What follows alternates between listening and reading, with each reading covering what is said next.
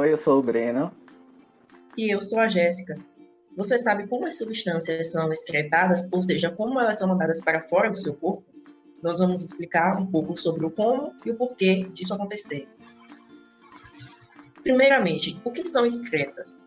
Excretas são resíduos do seu metabolismo, mas atenção, às vezes a gente acha que as fezes são excretas também, mas elas não são, porque as excretas são coisas que o seu corpo produz, e as fezes são o que você ingeriu, seu corpo não absorveu, ou seja, o que você ingeriu veio de fora, não foi o seu corpo que produziu. Vamos falar um pouco sobre a anatomia e a função dos rins. Onde estão os rins?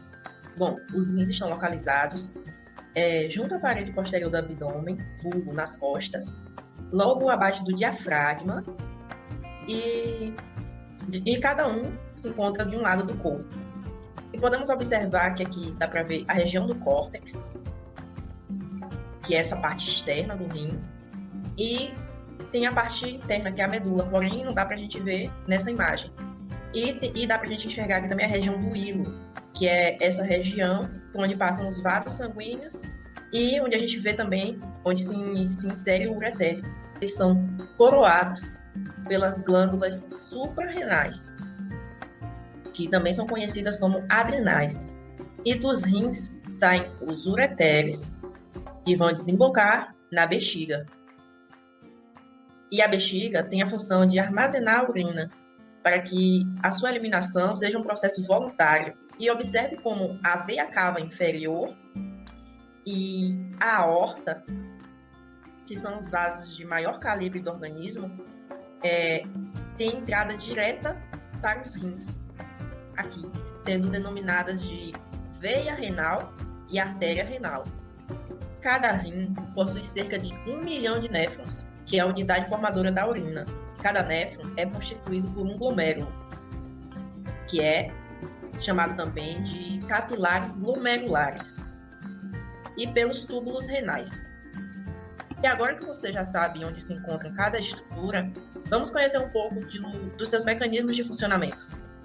A função mais importante dos rins é a regulação homeostática do conteúdo de água e íons no sangue, também chamada de balanço de sal e água, ou equilíbrio hidroeletrolítico.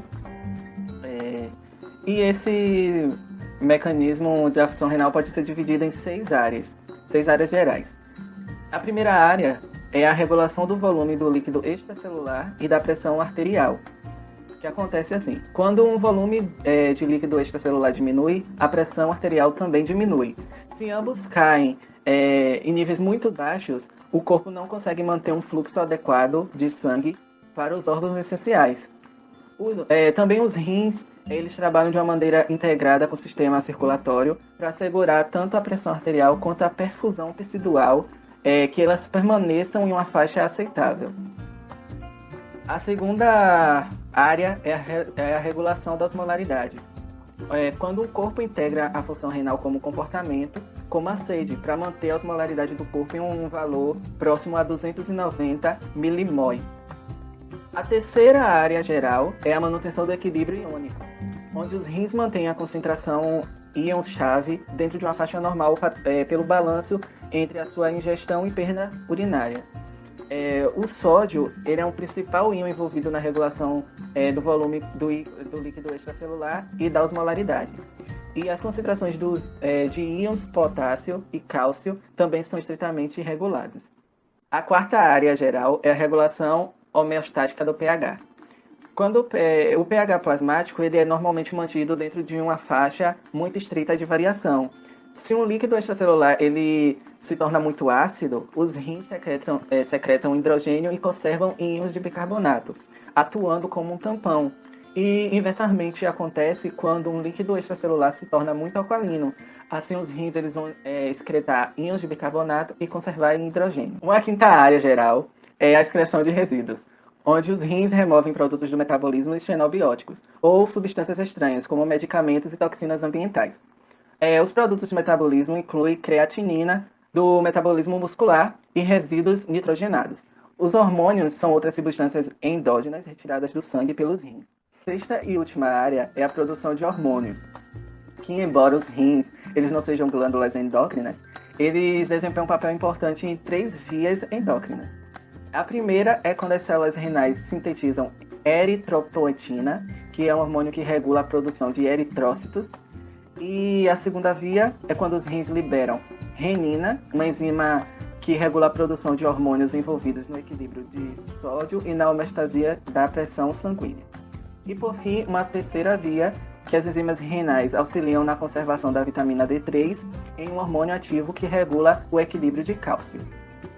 Ainda nos mecanismos da função renal, existem 3 processos básicos que ocorrem nos néfrons: a filtração, a reabsorção e a secreção. A filtração é o movimento do líquido do sangue para o lúmen do néfron, e ela ocorre apenas no corpúsculo renal, onde as paredes dos capilares glomerulares e da cápsula de Bowman são modificadas para permitir o fluxo do líquido. Formação de urina em mamíferos. Os mamíferos eles têm a capacidade de transformar a amônia gerada no metabolismo em outras substâncias menos tóxicas, que é a ureia. Essa reação ela acontece no fígado a partir da amônia, que é originada da amina e do gás carbônico. As células hepáticas, a partir disso, produzem a ureia. O fígado ele lança a ureia no sangue, de onde ela vai ser removida pelos rins, que é o principal órgão do nosso sistema urinário.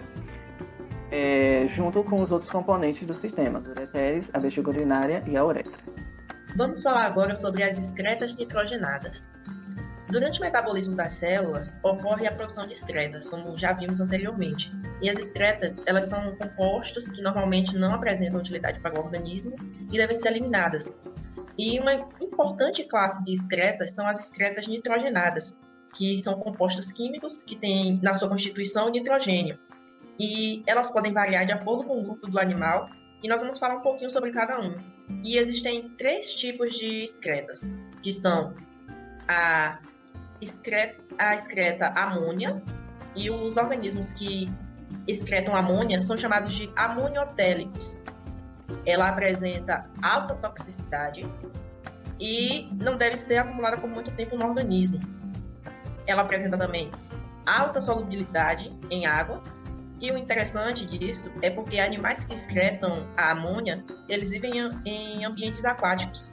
E temos como exemplos os quinidários, os moluscos, crustáceos, equinodermos, peixes ósseos, etc. E temos também aqui a excreta ureia. E os animais que excretam ureia são chamados de ureotélicos. E ela apresenta toxicidade média, podendo ser armazenada por mais tempo dentro do organismo. Ela é solúvel em água e temos como exemplo peixes que excretam ela, são peixes cartilaginosos, anfíbios e mamíferos, como o Breno explicou anteriormente. E temos a excreta ácido úrico. E os animais que excretam ácido úrico são chamados de uricotélicos. Ela tem baixa toxicidade, podendo ser armazenada até dentro de um ovo do animal. E ela é insolúvel em água. E isso é uma vantagem para animais que vivem em ambientes terrestres, porque o animal não precisa liberar muita água para conseguir eliminar a excreta, economizando assim água no corpo dele. E temos como exemplos os insetos, os répteis e as aves. Então, o que podemos concluir com isso? Você reparou que na tabela que eu mostrei, aqui embaixo representamos ela novamente. Você reparou que nela os mamíferos excretam ureia, sendo que eu falei que o ácido úrico era o mais vantajoso para animais de ambientes terrestres? Isso acontece porque esses padrões de excreta vão depender do nosso desenvolvimento antes do nascimento. Pare para pensar. Nós nos desenvolvemos na barriga da nossa mãe e dentro dela a gente produz excretas, ou seja, a gente faz xixi. E a gente engole o nosso próprio xixi, que volta para a nossa corrente sanguínea e vai saindo via cordão umbilical. Agora imagine se você, dentro da barriga da sua mãe, eliminasse uma excreta completamente insolúvel, como o ácido úrico é. Isso seria um problema, porque o ácido úrico começaria a sedimentar e provocar toxidez dentro do ambiente intrauterino. E isso não é legal, né?